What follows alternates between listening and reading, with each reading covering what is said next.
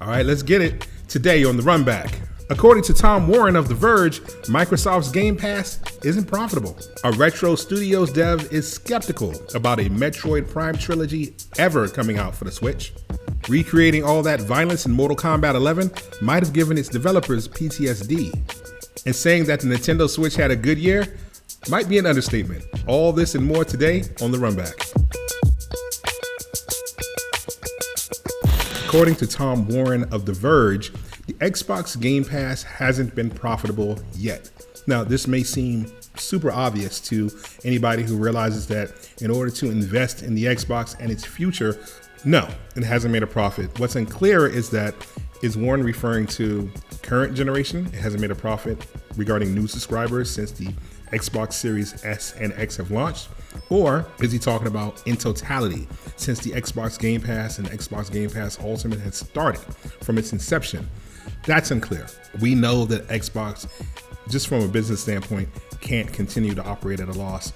Earlier this week, between the Epic and Apple courtroom drama, we learned that the Xbox console, none of them have made profit, which I find hard to believe, but okay, let's assume that Microsoft and all the console manufacturers are operating at a loss. How does Microsoft actually make money on the Xbox platform? You know, making consoles, they're expensive, and hooking people into monthly subscription costs is very lucrative. Normally, when a company does a very popular public-facing acquisition like the Microsoft Bethesda deal, the goals are both short-term and long-term. The short-term being obviously the popularity bump, the idea that the rush of people that want to play Bethesda games exclusive to the Xbox console will jump to pick up Xbox Game Pass or buy the system. The long-term goal, the more behind-the-scenes goal, is that Bethesda bolsters the development of first-party software. The idea of seeing Bethesda work on traditional Microsoft IPs like, say, Halo is exciting, and that's the kind of long-term, hopeful idea planning that would generate buzz to get people involved in the console. But then we go back to that pesky idea that these consoles aren't making money at all. Now, I'm not entirely sure how much I believe that. In the film industry, companies say they don't make money all the time by doing creative manipulation of the books. I'm not saying that's what Microsoft is doing here, but it's kind of hard for me to accept that neither the Game Pass or the consoles make money. So when looking back at the declaration of profits and revenue when talking to the shareholders, I am very curious to see how Microsoft explains it does make money and what its long-term 5-year and 10-year plans actually are.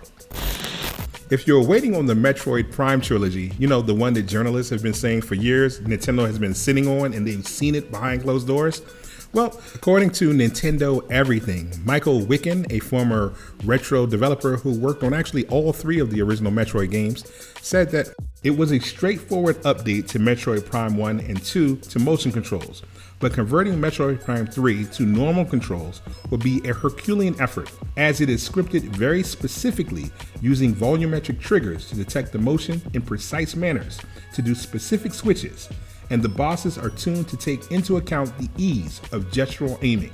Not only that, he said that Retro the studio no longer has the editing tools to the Metroid Prime code base, so it would just be a huge effort that he doesn't see Retro doing. Nintendo might do it, but if it's happening, it's not coming from Retro. Not the trilogy anyway. Now, Metroid Prime 4 is a different story. This story comes from Kotaku, and it's a story that I was attracted to because it poses the question that I'm often asking myself when I look at some of the modern games. To what extent, why are these games glorifying a violence that isn't necessary for the impact or end result of what a game is trying to accomplish? Now, again, I am not trying to turn this into a conversation about censorship, but it's the hyper realistic violence of Mortal Kombat 11. And again, I enjoyed the game. I love Mortal Kombat 11. The story is fantastic, but I wouldn't have enjoyed that story any less if the violence was cut down by half. It didn't affect the game one way or the other for me.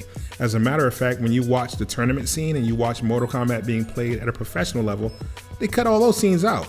Not just because of the violence or censorship, it just takes up too much time. It disrupts the flow of combat.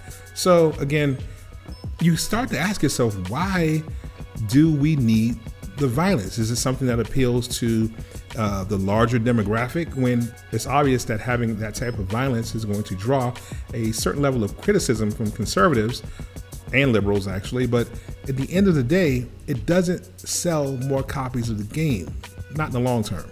Mortal Kombat is strong enough to stand on its own laurels.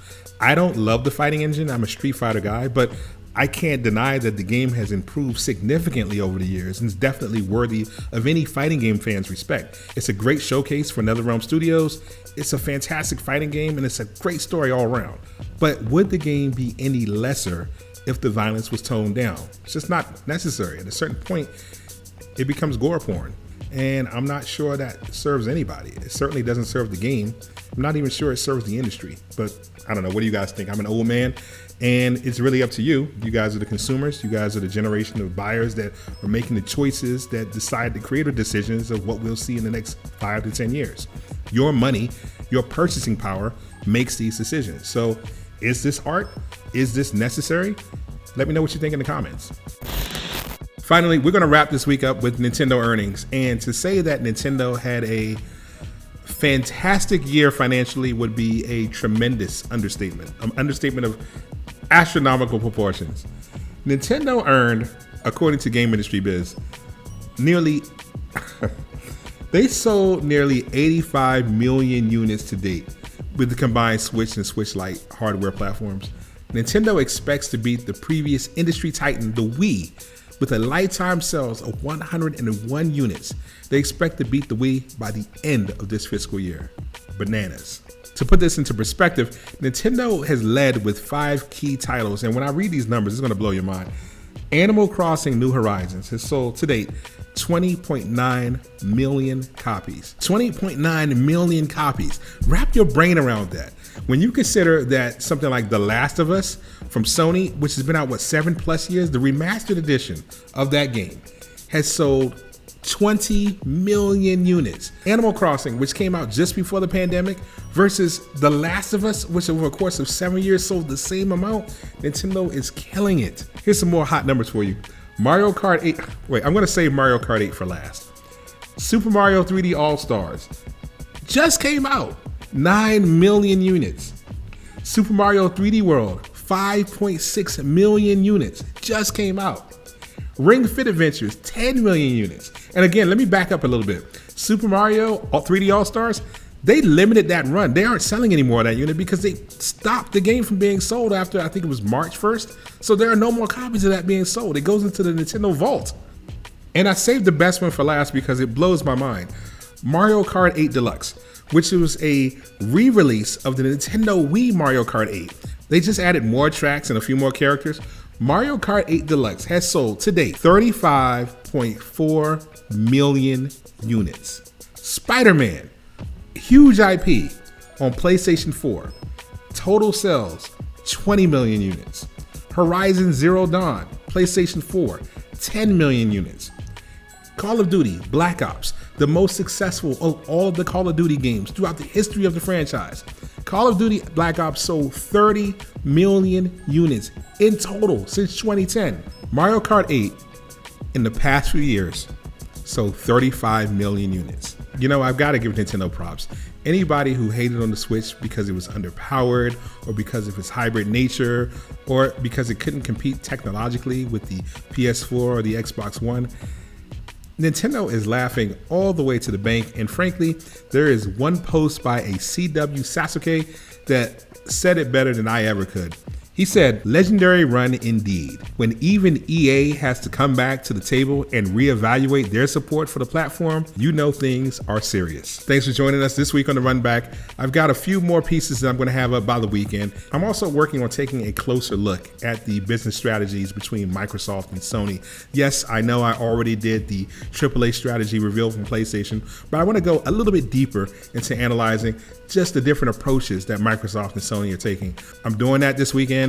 It will be up this weekend. It'll be hot and fresh for you by Monday. And yes, there will be my detailed explanation, breakdown, consumer perspective of this giant battle between Epic and Apple. That's coming out too. So enjoy your weekend. If you enjoyed this content, hit the notifications button, like and subscribe to the channel, tell a friend, and keep watching. Hopefully I'll see you guys on the next video. Peace.